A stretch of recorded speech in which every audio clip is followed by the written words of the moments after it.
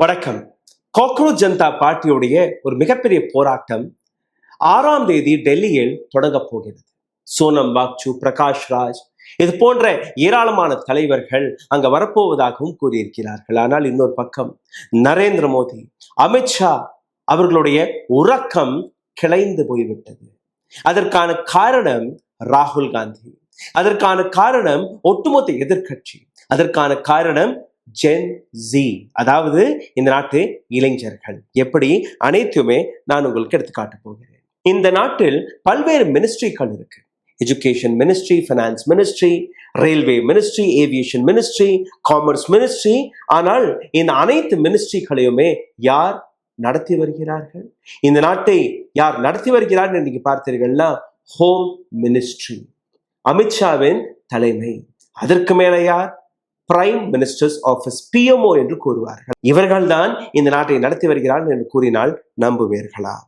அதாவது இந்த நாட்டிற்கக்கூடிய பியூரோக்ரசி, பியூரோக்ரேட்ஸ் அவர்கள் பிரைம் மினிஸ்டர்ஸ் ஆஃபீஸ்ல உட்கார்ந்து கொண்டு பட்ஜெட்டாக இருக்கட்டும், பாலிசி டிசிஷன்ஸ்களாக இருக்கட்டும், இந்த பாலிசிக்காக தேவைப்படக்கூடிய பட்ஜெட் அலோகேஷனாக இருக்கட்டும், அல்ல இதற்கான பப்ளிசிட்டி, ப்ராபகண்டா, ப்ரமோஷன் அனைத்துமே PMO ஆஃபீஸ்ல தான் டிசைட் செய்யப்படுகிறது. அதாவது பியூரோக்ரேட்ஸ் PMO ஆஃபீஸ்ல உட்கார்ந்து கொண்டு இந்த நாட்டை நடத்தி வருகிறார்கள். எந்த அமைச்சரகமே நேரடியாக வேலை பார்ப்பதில்லை. கடைசியில் நீங்க பார்த்தீர்கள், எங்க திரும்பி பார்த்தாலும் ஒரே முகம் இருக்க வேண்டும் என்கிற ஒரு முடிவை அவர்கள் எடுத்தார்கள். அதாவது எஜுகேஷன் டிபார்ட்மெண்ட், கோல் மினிஸ்ட்ரி, காமர்ஸ் மினிஸ்ட்ரி, விவசாயத்துறை, ரயில்வே, எதுவாக இருந்தாலும் அதற்கான ஒற்றை முகம் நரேந்திர மோடி மற்றும் தான்.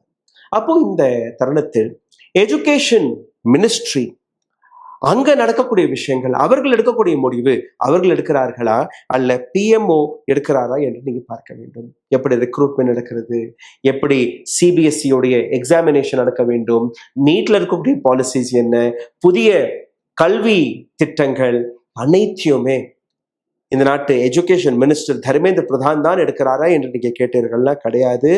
PMO ஆஃபீஸ்ல உட்காரக்கூடிய பியூரோக்ரேட்ஸ் வழியாக இந்த அனைத்து விஷயங்களுமே முடிவெடுக்கப்படுகிறது. மினிஸ்டர்ஸ், பல மினிஸ்டர்ஸ்கள் இந்த நாட்டில் இருக்கிறார்கள். அந்த மினிஸ்டர்ஸ்களுடைய வேலை என்ன? அந்த மினிஸ்டர்ஸ்களுடைய வேலை நீங்க பார்த்தீர்கள்னா வெறும் பிரைம் மினிஸ்டர் மோடியை பிரேஸ் செய்வது மட்டும்தான். இன்ஃபர்மேஷன் ஒரு இடத்துல இருந்து வரும், அந்த இன்ஃபர்மேஷனை பிரைம் மினிஸ்டர்ஸ் ஆஃபீஸ் பார்க்கும். ஹோம் மினிஸ்டர் அதற்கான முடிவுகளை எடுப்பார்கள். முத்திரை குத்துவது மற்றும் கையெழுத்து போடுவது மட்டும் தான் பிரைம் மினிஸ்டர்ஸ் ஆஃபீஸ். அப்போ அனைத்துமே ஒரு சென்ட்ரலைஸ்ட் முறையில் இவர்கள் மாற்றிவிட்டார்கள். எஜுகேஷன் டிபார்ட்மெண்ட்ல நடக்கக்கூடிய ஒவ்வொரு விஷயமும் நரேந்திர மோடி அல்ல பிரைம் மினிஸ்டர்ஸ் ஆஃபீஸருக்கு தெரியாம இருக்க வாய்ப்பே கிடையாது. அப்போ இதே காக்ரோச் ஜனதா பார்ட்டி கேட்கக்கூடிய தர்மேந்திர பிரதானோட ரெசிக்னேஷன், அதை ஏற்றுக்கொள்வாரா? இது எப்படி இருக்குன்னா ஒரு பசல். அந்த பசல்ல இருக்கக்கூடிய ஒரு காயம் மற்றும் நீங்க உறுப்பினர்கள்னா ஒட்டுமொத்த சிஸ்டம் தரதரவென்று தரைமட்டமாகிவிடும். தர்மேந்திர பிரதான் அவருடைய ரெசிக்னேஷன் நடந்தால் ஒட்டுமொத்த சிஸ்டமே கொலாப்ஸ் ஆகிவிடும், இன்க்ளூடிங் நரேந்திர மோடி. அதை நீங்க பாருங்கள். நரேந்திர மோடி கடந்த 12 ஆண்டுகளாக இந்த நாட்டை எப்படி நடத்தி வருகிறார்கள் என்று பார்த்தீர்கள். ஒரு பேட்டர்ன் இருக்கு. அந்த பேட்டர்ன்ல 2 மிக முக்கியமான விஷயங்கள். இந்த 2 மிக முக்கியமான விஷயங்களை உங்களுக்கு முன்பு எடுத்து வைப்பதற்கு முன்பு ஒரு சிறிய கோரிக்கை, உங்களுடைய சேனலை தொடர்ந்து முடக்கக்கூடிய வேலையை பார்த்து வருகிறார்கள். இது மீட்டெடுப்பதற்காக உங்களுடைய உதவி தேவைப்படுகிறது. இங்கே செய்ய வேண்டிய சாதாரணமான விஷயம், லைக், ஷேர், சப்ஸ்கிரைப் பட்டனை தட்ட மறக்காதீர்கள். இந்த வீடியோவை பார்த்து கொண்டிருக்கும் போதே உங்களுடைய கேள்விகளை, கருத்துக்களை எழுத தொடங்கி விடுங்கள். இதையும் தாண்டி பொருளாதார ரீதியாக எங்களை முடக்கி வருகிறார்கள். காரணம், நாங்க இது போன்ற ரிப்போர்ட்ஸ்களை உங்களுக்கு முன்பு எடுத்து வைக்கிறோம். அதுல இருந்து மீட்டெடுப்பதற்காக அருகில் இருக்கக்கூடிய QR கோட், இதை நீங்க பயன்படுத்தி உங்களால் முடிந்ததை நீங்க தெரிவிக்கலாம். சரி. உடல் வலிமையை உறுதி செய்யும் சிலாஜித், கவனத்தை மேம்படுத்தும் அஸ்வகந்தா மற்றும் உயிர் சக்தியை பெருக செய்யும் சஃபேடு முஸ்லி போன்ற இமயமலையின் உணவுப் பொருட்களை கொண்டு வந்து மிஸ்டர் பர்ஃபெக்ட் உருவாக்கப்பட்டுள்ளது. உங்கள் முழு குடும்பத்தின் ஆரோக்கியத்தை மா நேச்சுரல்ஸ் மூலம் உறுதி செய்திருங்கள். 100% இயற்கையான மூலிகை பொருட்கள் மூலம் உருவாக்கப்பட்ட மிஸ்டர் பர்ஃபெக்ட் மற்றும் மிஸ் பர்ஃபெக்ட் தலைமுறையாக குடும்பங்களின் உடல் வலிமை, மன வலிமை மற்றும் மகிழ்ச்சியை பெருக செய்கிறது. உங்கள் மகிழ்ச்சியான பயணத்தை துவங்க www.manaturals.com என்ற இணையதளத்தை பார்வையிடவும் அல்லது வாட்ஸ்அப் எண்ணிலும் தொடர்பு கொள்ளலாம்.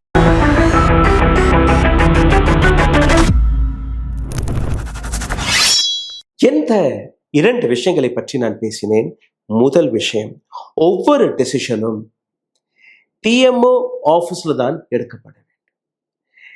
டிசிஷன்ஸ்கள் எடுக்கப்படும் போது இன்வால்வ் ஆகக்கூடிய அந்த ஆஃபீஸர்கள் வெறும் 2 அல்ல 3 பேர் மட்டும்தான். முடிவெடுக்கும் போது 2-3 பேர் மட்டும்தான். அது பவர் செக்டராக இருக்கட்டும், மைனிங்காக இருக்கட்டும், அல்ல ஒரு கம்பெனிக்கு கொடுக்கக்கூடிய லைசன்ஸாக இருக்கட்டும், கம்யூனிகேஷன் செக்டராக இருக்கட்டும், ரயில்வே ஆக இருக்கட்டும், எதுவாக இருந்தாலும் முடிவெடுக்கக்கூடிய நபர்கள் 2 அல்ல 3 பேர் தான்.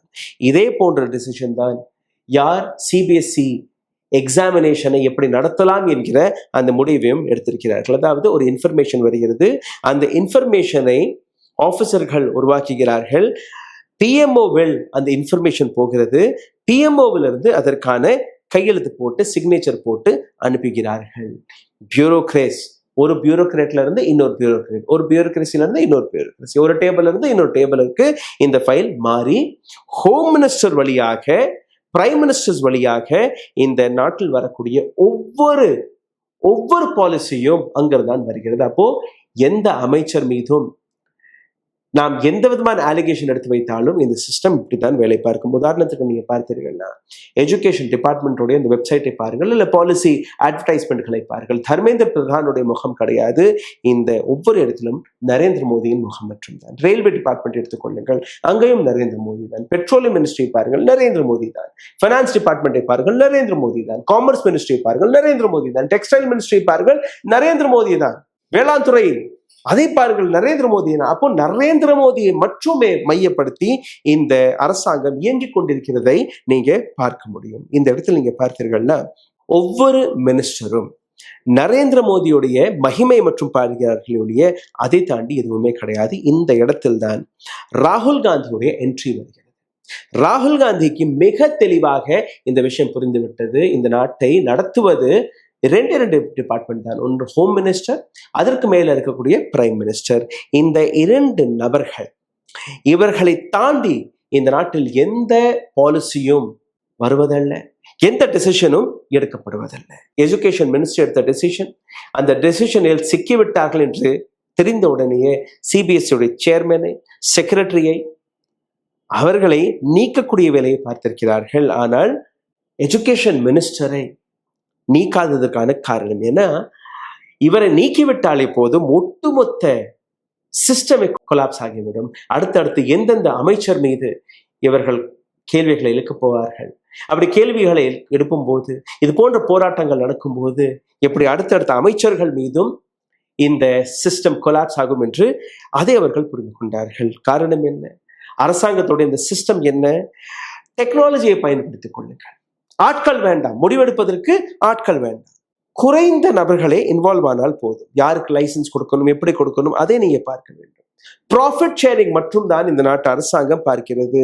யாருக்கு அந்த டெண்டர் கிடைக்க வேண்டும், அதுவும் நீங்க பார்த்தீர்கள். இந்த நாட்டில் ஒரு 5-6 கார்பரேட்ஸ் மட்டும் தான், கோர் செக்டர்ல வெறும் 5-6 கார்பரேட்ஸ் மட்டும் தான் இந்த அளவில் பட்ஜெட்டை உருவாக்கும் போது, அந்த பட்ஜெட் உருவாக்கப்படும் போது அதற்கான கண்ட்ரோலும் பிரைம் மினிஸ்டர் ஆஃபீஸ் கையில் தான் இருக்கிறது. உதாரணத்திற்கு நீங்க பார்த்தீர்கள்னா ஒரு பாலிசி கொண்டு வருகிறார்கள் பல மாநிலங்கள், முக்கியமாக நான் பிஜேபி ரூலிங் ஸ்டேட்ஸ். அங்கேயும் நீங்க பாருங்க, நரேந்திர மோடியுடைய ராஷன் கடைகள், நரேந்திர மோடி அவர்கள் தான் ராஷன் கொடுக்கிறார், ரோடு நரேந்திர மோடி தான் போட்டார். இந்த மாதிரியான பாலிசிகளை கொண்டு வந்து அனைத்து இடங்களிலுமே கிரெடிபிலிட்டி ஒரு முகத்திற்கு தான் போகணும். ஒரு தமிழ்நாட்டில் ஒரு பாலிசி வரப்போகிறது. நேரடியாக ஒரு கார்பரேட் தமிழ்நாட்டு அரசாங்கத்துடன் டீல் பேசிவிடக்கூடாது, பிஎம்ஓ ஆஃபீஸர் தான் டீல் பேசப்பட வேண்டும். அப்போ ஒரு அரசியல் கட்சி, ஒரு ரீஜனல் பொலிட்டிக்கல் பார்ட்டிக்கு போகக்கூடிய அந்த ஃபண்டிங் அவர்களுக்கு போகக்கூடாது, அந்த ஃபண்டிங் பிஜேபிக்கு மட்டுமே வர வேண்டும் என்கிற அந்த விஷயத்தை இவர்கள் உருவாக்கியுள்ளார்கள். இது எல்லாமே பிடிபட்டு போக இருக்கிறது. சிஏஜி இந்த நாட்டில் நடக்கக்கூடிய பல்வேறு விஷயங்கள், finance department, road and transport, petroleum, goal, mining, railway, aviation, எதுவாக இருந்தாலும் அதற்கான ஒரு சிஏஜி ரிப்போர்ட் வருடம் வரும். சிஏஜி ரிப்போர்ட் சமீப காலமாக இல்லை, நரேந்திர மோடி அவர்கள் பதவி ஏற்ற நாள்ல இருந்து வர மறுக்கிறது, வரமாட்டேங்கிறது. இப்ப வந்தது ஒரு சில மாநிலங்களுடைய ரிப்போர்ட் கார்டு. குஜராத், கர்நாடகா, அசம் இது போன்ற மாநிலங்களுடைய ரிப்போர்ட் கார்டை மட்டும் தான் பார்த்தோம். ஆனால் எந்த மத்திய அரசாங்கத்துடைய பாலிசியை பற்றி நீங்க பார்த்தீர்களா கூட எந்த விதமான ரிப்போர்ட் கார்டும் வெளிவரவில்லை. அதாவது கோடிக்கணக்கான ரூபாயை மத்திய அரசாங்கம் பல்வேறு பாலிசிகளில் செலவாக்கி வருகிறது. இவர்கள் காட்டுவது ஒரு சில கோடி ரூபாய்க்கான கணக்குகள் மட்டுமே. அப்போ சிஏஜி ரிப்போர்ட் அரசாங்கத்தை பற்றி வரக்கூடாது என்கிற அந்த விஷயத்தில் மிக தெளிவாக இவர்கள் இருக்கிறார்கள். மோடி கேபினெட் மினிஸ்டர்ஸ்கள் அவர்கள் இந்த நாட்டை நடத்தவில்லை. பிஎம்ஓ ஆஃபீஸ் மற்றும் ஹோம் மினிஸ்ட்ரி மற்றும் தான் இந்த டிபார்ட்மெண்ட்டை, இந்த நாட்டை, இந்த சிஸ்டத்தை நடத்தி வருகிறார்கள் என்கிற அந்த விஷயத்தை மிக தெளிவாக ராகுல் காந்தி ஆப்போசிஷன் எடுத்து வைக்க தொடங்கிவிட்டார்கள். Modi government not just one ministry but the complete ministry comes under PMO மட்டுமே. ஒட்டுமொத்த எக்கனாமியை பாருங்கள். இந்த நாட்டுடைய எக்கனாமியை நீங்க பார்த்தீர்கள்னா அதுவும் எஜுகேஷன், ஆயில் மினிஸ்ட்ரி, எந்த மினிஸ்ட்ரியா எடுத்தாலும் பியூரோக்ரசி வழியாக தான் நடக்கிறது. இந்த விஷயத்தை ராகுல் காந்தி எப்படி எடுத்து வைத்தார் அதையும் நீங்க கேளுங்கள். CBSE chairman transferred, CBSE secretary transferred, one member enquiry committee form, ஒரே ஒரு நபர் வைத்து ஒரு கமிட்டியை ஃபார்ம் செய்து விட்டீர்கள். ஆனால் real கல்பிரேட் Dharmendra Pradhan is safe. யார் அக்கௌண்டபிலிட்டி எடுத்திருக்க வேண்டுமோ, ரெஸ்பான்சிபிலிட்டி எடுத்திருக்க வேண்டுமோ அவரை நீங்க காப்பாற்றக்கூடிய வேலையை பார்த்திருக்கிறீர்கள். Officials removed, minister spared. ஆஃபிஷியலை, பியூரோக்ரேட்டை நீங்க நீக்கி விட்டீர்கள். ஆனால் உங்களுடைய அமைச்சர் காப்பாற்றப்பட்டிருக்கிறது. எங்களுடைய டிமாண்ட் இன்னைக்கும் அதே டிமாண்ட் தான். Dharmendra Pradhan dismiss the education minister and conduct an independent judicial inquiry. ராகுல் காந்தியுடைய இந்த ஸ்டேட்மெண்ட். ஆனால் கோதி மீடியா அதை எப்படி காட்டுகிறது நீங்களே பாருங்கள். Is also joining us on this broadcast. Anmol too has been on the ground tracking the story very closely, getting us some of those students who raised a red flag over exactly what had happened and the process that was followed by the CBSE. This is now a welcome move, Anmol, and with this inquiry committee being set up, there's no doubt that many of these students also will be asked to speak out about how they suffered, about how they were able to find these glitches much before even the CBSE could. ராகுல் காந்தி இளைஞர்களுடன் எந்த அளவில் இணைந்து வேலை பார்த்து வருகிறார் அதை நீங்க பார்க்க வேண்டும். எந்த 17 வயது இளைஞர் சிபிஎஸ் உடைய அந்த ஊழலை எடுத்துக்காட்டினாரோ அவரை சந்தித்தது மட்டுமல்லாமல் ராகுல் காந்தி ஒவ்வொரு இடத்திலும் இளைஞர்களுடைய பிரச்சனைகளை மிகப்பெரிய அளவில் எடுத்து வைக்கக்கூடிய வேலையை பார்க்கிறார். ஆகாங்ஷா என்கிற இந்த பெண்மணி நீட் பரீட்சையில் தற்கொலை செய்து கொண்ட அந்த விஷயத்தையும் அவர் எடுத்து வைத்திருக்கிறார். அதற்கான ஸ்கிரீன்ஷாட்டை, அதற்கான ட்வீட்டை உங்களுக்கு முன்பு நான் எடுத்து வைத்திருக்கிறேன். பிரைம் மினிஸ்டர் நினைத்திருந்தால் 18 லட்சம் மாணவர்கள், 18,50,000 மாணவர்கள் அவர்கள் மீது அக்கறை வைத்திருந்தால் அடுத்த நிமிஷமே தர்மேந்திர பிரதானுடைய ரெசிக்னேஷனை அவர் வாங்கியிருப்பார். ஆனால் அதை அவர் செய்யவில்லை. இதே போன்றுதான் நீங்க பார்க்கும்போது ஆயில் மினிஸ்ட்ரி, பெட்ரோல் டீசல் விலை அடிமட்டத்தில் இருக்கும்போது கூட நாம் இந்திய மக்கள் அதிக விலைக்கு தான் இந்த பெட்ரோல் டீசலை வாங்கி வந்தோம். அப்ப எந்த ஃபைல் அது, எந்த ஃபைலில் அவர்கள் கையெழுத்து போட்டார்கள், எப்படி அந்த விஷயம் நடந்தது? காமர்ஸ் மினிஸ்ட்ரி எடுத்துக்கொள்ளுங்கள். Commerce ministry who hold and access for the business. இந்த நாட்டு எம்எஸ்எம்இ, இந்த நாட்டு பல்வேறு விஷயங்கள் யாருக்குமே எந்த விதமான லாபமும் போகவில்லை. கோர் செக்டர் நீங்க பார்த்தீர்கள் வெறும் 5 அல்ல 6 கம்பெனிகளுக்கு மட்டும்தான் அனைத்து ப்ராஜெக்ட்ஸ்களுமே போகிறது. முக்கியமாக அவர்களுடைய நண்பர்களுக்கு சிமெண்டாக இருக்கட்டும், ஸ்டீலாக இருக்கட்டும், பவராக இருக்கட்டும், மைனிங்காக இருக்கட்டும், யார் கையில் இந்த ப்ராஜெக்ட்ஸ் போகிறது, யாருக்கு இந்த லைசன்ஸ் கிடைக்கிறது நீங்களே பாருங்கள். அடானி, அம்பானி போன்ற நபர்களுக்கு மட்டுமே. அப்போ எந்த ஃபைலில் அவர்கள் கையெழுத்து போட்டார்கள், எப்படி இந்த 4-5 நபர்களுக்கு மட்டுமே இந்த பிஸ்னஸ் போக வேண்டும் என்று நீங்க முடிவெடுத்தீர்கள். எஜுகேஷன் மினிஸ்ட்ரி செக்ரட்டரியை நீங்க ரிமூவ் செய்திருக்கிறீர்கள். அவரை ரிமூவ் செய்து அக்ரிகல்ச்சர் டிபார்ட்மெண்ட், அக்ரிகல்ச்சர் மினிஸ்ட்ரியில் நீங்க டிரான்ஸ்பர் செய்திருக்கிறீர்கள். வேலை நீக்கம் கிடையாது. அக்ரிகல்ச்சர் அதை நீங்க பார்த்தீர்கள்னா அமெரிக்காவுடன் இந்தியாவில் இருக்கக்கூடிய மண்டிகளுக்கு விவசாயிகளுடைய பொருள் போய் சேருமா சேராதா என்கிற ஒரு கேள்வி இருக்கும்போது அமெரிக்கா அவர்களுடைய டீலில் எப்படி அவர்களுக்கு லாபம் கிடைக்க வேண்டும் என்கிற அந்த ஃபைலில் நீங்க கையெழுத்து போட்டிருக்கிறீர்கள். கிசான் சம்மான் நிதி அரசாங்கம் பணத்தை ரிலீஸ் செய்கிறது மிகப்பெரிய அளவில். ஆனால் ஒவ்வொரு மாநிலத்திற்கும் வெவ்வேறாக தானே போகிறது. விவசாயிகளுக்கு நீங்க என்ன செய்கிறீர்கள்? அந்த கிசான் சம்மான் நிதியம் நீங்க பார்த்தீர்கள்னா எலெக்ஷன் எந்த மாநிலத்தில் வருகிறதோ அந்த மாநிலத்திற்கு நீங்க அதிகமாக கொடுக்கிறீர்கள். அப்ப எந்த விதமான பாலிசியை நீங்க கொண்டு வருகிறீர்கள்? எம்எஸ்எம்இ ஆக இருக்கட்டும், கோவிட் காலகட்டத்தில் கார்பரேட்டுக்கு கிடைத்த அந்த டாக்ஸ் ரிபேட் ஆக இருக்கட்டும், இத்தனை நடந்து கூட எம்எஸ்எம்இ கார்பரேட்ல எந்த விதமான வேலை வாய்ப்பும் அதிகரிக்கவில்லை, இன்னும் சொல்ல போனால் குறைந்து கொண்டிருக்கிறது. அப்போ எந்த விதமான ஃபைலில் நீங்க கையெழுத்து போட்டிருக்கிறீர்கள்? ஃபைனான்ஸ் மினிஸ்ட்ரி எடுத்துக்கொள்ளுங்க. ஃபைனான்ஸ் மினிஸ்ட்ரி நீங்க பார்த்தீர்கள்னா அனைத்து கார்பரேட்களுக்குமே நீங்க எவ்வளவு வேணாலும் லோன் எடுத்துக்கொள்ளலாம். ஒரு கம்பெனி 6 தனித்தனி பேங்க்ல இருந்து கடனை வாங்கலாம். கடனை வாங்கி திருப்பி கொடுக்கிறார்களா? கிடையாது. கடனை வாங்கி பேங்குகளுக்கு அந்த பணத்தை திருப்பி கொடுக்காமல் இந்த நாட்டு வங்கிகள் அடுத்தடுத்து பேங்க்ரப்ட் ஆக்கி கொண்டிருக்கிறது. அந்த வங்கிகளை ஒவ்வொன்றாக இணைத்து மர்ஜ் செய்து அதையும் நீங்க முடிக்கக்கூடிய வேலையை பார்த்திருக்கிறீர்கள். இந்த கம்பெனிகளை இந்தியாவில் வேற ஒரு பேங்க் வாங்க முடியாது. ஒரு பேங்க் மர்ஜ் ஆகி நஷ்டமாக அடையும் போது அதை வெளிநாட்டு கம்பெனி தான் அதற்கான ஃபைனான்ஸை போட வேண்டும் என்று கூறி, உதாரணத்திற்கு ஒரு சிங்கப்பூர் கம்பெனி இருந்தது. அப்போ இங்க நடந்த ஊழல்கள் அனைத்திற்கான ஃபைல்ஸ் எங்க போனது? இந்தியாவை விட்டு சிங்கப்பூருக்கு போயிருச்சு. அடுத்து ஒரு அரசாங்கம் வரும். அந்த அரசாங்கம் இதை பற்றி நாங்க அலசி ஆராயணும், இதற்கான இன்வெஸ்டிகேஷன் செய்யணும் என்று அவர் நினைக்கும் போது ஃபைல்ஸ் எல்லாமே சிங்கப்பூர்ல இருக்கு, அங்க இருக்கிற பேங்க்ல இருக்கு. அவர்கள் உங்களுக்கு கொடுக்க மாட்டார்கள். அப்புறம் எப்படி இந்த இன்வெஸ்டிகேஷன் நடக்கும்? இந்த அளவில் இந்த நாட்டில் ஊழல்களை நீங்க நடத்தியிருக்கிறீர்கள். 1 lakh small and medium industries, 1 லட்சத்திற்கும் மேற்பட்ட எம்எஸ்எம்இ இண்டஸ்ட்ரீஸ் முடக்கப்பட்டிருக்கிறது. கடன் வாங்கினவர்கள் அனைவருமே என்சிஎல்டிக்கு முன்னாடி போறார்கள். என்சிஎல்டியிடம், அதாவது எங்கள்கிட்ட தீவாளி ஆகிவிட்டோம், பேங்க்ரப்ட் ஆகிவிட்டோம், எங்கள்கிட்ட பணம் இல்லை, நஷ்டம் அடைந்து விட்டது. அப்ப அவர்களுடைய கம்பெனியை இன்னொரு கார்பரேட் 1000 கோடி ரூபாய்க்கான கம்பெனியை வெறும் ஒரு 100-150 கோடி ரூபாய்க்கு வாங்குறார்கள். சரி, அந்த பணத்தையாவது அவர்கள் தன் பையில் எடுத்து கொடுக்கிறார்கள்? கிடையாது. அதற்கும் அரசாங்கத்திடமிருந்தான் கடன் வாங்குகிறார்கள், பேங்க் லோன். அப்போ ஒரு நபர்கிட்ட இருந்து அந்த கம்பெனியை வாங்கி இவர்களும் நாங்களும் பேங்க்ரப்ட் ஆகிவிட்டோம். 1000 கோடி ரூபாய் அரசாங்கத்துக்கு நஷ்டம். அந்த 1000 கோடி ரூபாய்க்கான அந்த கம்பெனியை வெறும் 100-150 கோடி ரூபாய்க்கு வாங்கி இவர்கள் அந்த லாபத்தை பார்த்து வருகிறார்கள்.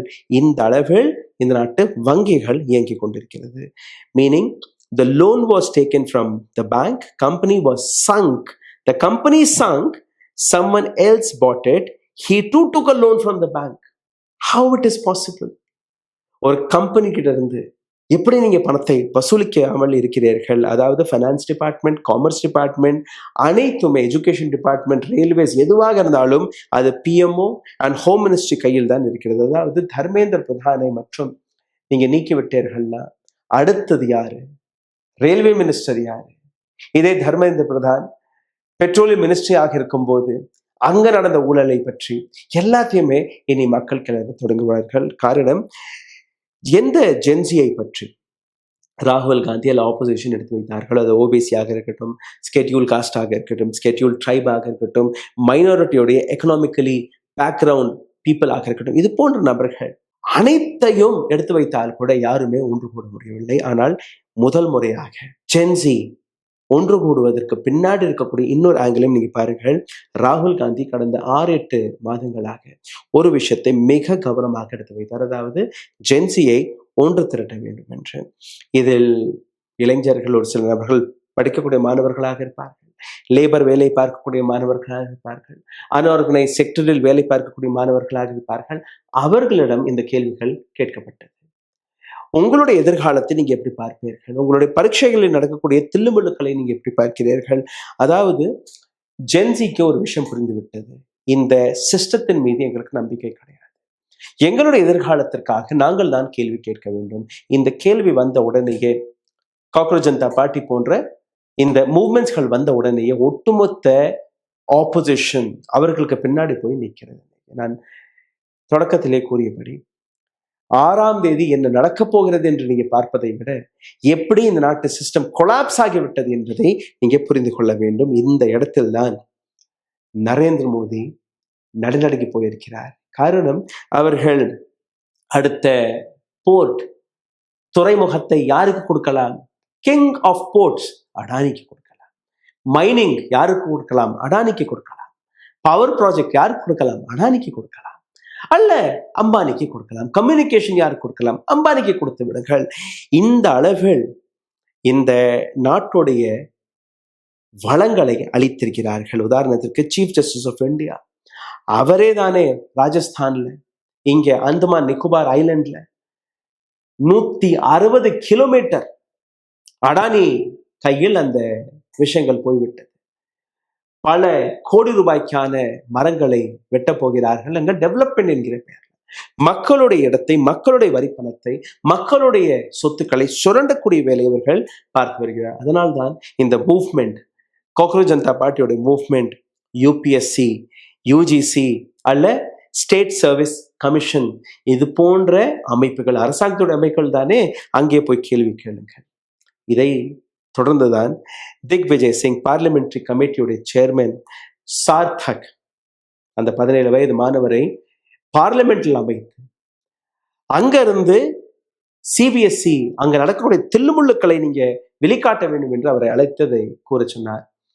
அதன்படி அங்க விஷயங்கள் நடந்தது. இன்னைக்கு சார்த்தக் வெளிவிட்ட இன்ஃபர்மேஷனுக்கு பின்புதான் சேர்மன் மற்றும் செக்ரட்டரி அவர்கள் நீக்கியிருக்கிறார்கள். ஆனால் தர்மேந்திர பிரதானை காப்பாற்றக்கூடிய வேலையை பார்த்திருக்கிறார்கள். கடைசியில் என்னோட சில கேள்விகள். இந்த அளவில் நீங்க பாலிசிகளை மாற்றியிருக்கிறீர்கள். ஆனால் பெரிய பெரிய இண்டஸ்ட்ரீஸ் எதற்காக ஃபெயில் ஆகியிருக்கிறது? எதற்காக ஒவ்வொரு இண்டஸ்ட்ரியும் இந்த நாட்டில் இருக்கக்கூடிய வங்கிகளிலிருந்து கடன் வாங்கி கொண்டிருக்கிறார்கள், அந்த கடனை திருப்பியும் கொடுப்பதில்லை? எதற்காக பிசினஸ் மேன் இந்த நாட்டை விட்டு ஓடக்கூடிய வேலை பார்க்கிறார்கள், அவர்களால் அந்த பணத்தை திருப்பி கொடுக்க முடியவில்லை? Why has the condition of the service sector in every sector of this country become so bad? Service sector நீங்க பாருங்கள், அடிமட்டத்தில் போயிருக்கிறது. Why has the export and service sector also decreased? இந்த நாட்டில இருந்து ஏற்றுமதி அதுவும் குறைந்து விட்டது. அனைத்தையுமே நாம் இந்தியாவில் இம்போர்ட் செய்யக்கூடிய நிலையில் நாம் தள்ளப்பட்டிருக்கிறோம்.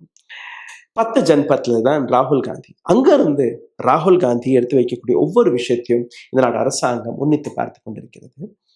நீங்க பார்த்தீர்கள்னா ராகுல் காந்தி ஒவ்வொரு செக்டர்ல இருக்கக்கூடிய, அது ஃபேக்டரிஸ்களாக இருக்கட்டும், இண்டிவிஜுவல்ஸ்களாக இருக்கட்டும், எஜுகேஷன் டிபார்ட்மெண்ட்களாக இருக்கட்டும், அல்ல மாணவர்களாக இருக்கட்டும், இவர்களை போய் சந்தித்து பேசும்போது அங்கிருந்து வரக்கூடிய இன்புட்ஸ் ஒவ்வொன்றாக வரும்போது கூட இந்த நாட்டு அரசாங்கம் அதை கவனிக்கவில்லை. இன்னைக்கு ஜெனரேஷன் ஜி எந்த விதமான முகமும் கிடையாது, எந்த விதமான ஒரு அமைப்பும் கிடையாது. ஆனால் அவர்கள் ஒன்று கூட போறார்கள் என்றால் அதற்கு பின்னாடி இருக்கக்கூடிய காரணம், கடந்த 12 ஆண்டுகளாக நரேந்திர மோடியின் அரசாங்கம் இந்த நாட்டு மாணவர்களை ஏமாற்றி இருக்கிறார்கள். அதாவது பிரைம் மினிஸ்டர்ஸ் ஆபீஸ்ல 2 அல்ல 3 பியூரோக்ராட், அனைத்து அமைச்சர்களுடைய ஒரு சில ஆபீசர்கள் அங்க இருப்பார்களாம். Education department, railway department, coal and mining ஆக இருக்கட்டும், பெட்ரோலியமாக இருக்கட்டும், ஒவ்வொரு அமைச்சரும் முடிவெடுப்பதில்லை. அமைச்சர்களுக்கு இங்கிருந்து பியூரோக்ராட் ஒரு ஃபைலை அனுப்புவார்கள், நீங்க கையெழுத்து மட்டும் போட்டு அனுப்புவாங்க. அப்போ தர்மேந்திர பிரதானை நீங்க நீக்கி விட்டீர்கள்னா, தர்மேந்திர பிரதானுடைய ரெசிக்னேஷன் நடந்து விட்டது என்றால் அடுத்து யார்? அடுத்து பிரைம் மினிஸ்டர் மோடி வரை இந்த ரெசிக்னேஷன் முடியும். ஹோம் மினிஸ்டர் அமித்ஷாவிற்கும் இந்த ரெசிக்னேஷன் ரிக்வெஸ்ட் போகும். அப்போ ஒட்டுமொத்த சிஸ்டமே கொலாப்ஸ் ஆகிவிடும். இதை பார்த்துதான் நரேந்திர மோடி மற்றும் அமித்ஷா பயந்து போயிருக்கிறார்கள். ஒட்டுமொத்த பிஜேபி நடுநடுங்கி போயிருக்கிறது. சிந்தித்து பாருங்கள். நன்றி, வணக்கம். ஊடகம் கார்ப்பரேட் அரசியல்வாதிகளின் கைப்பாவையாக, அடிமைகளாக இருந்தது போதும். இனி சாட்டை எடுத்து சுழற்றும் நேரம் வந்துவிட்டது. ஊடகம் பொதுமக்களாகிய உங்களுக்காக, உங்களாலேயே இயக்கப்பட வேண்டும். ஊடக சுதந்திரத்திற்காக உங்களின் பங்களிப்பை இன்றே அளித்திடுங்கள்.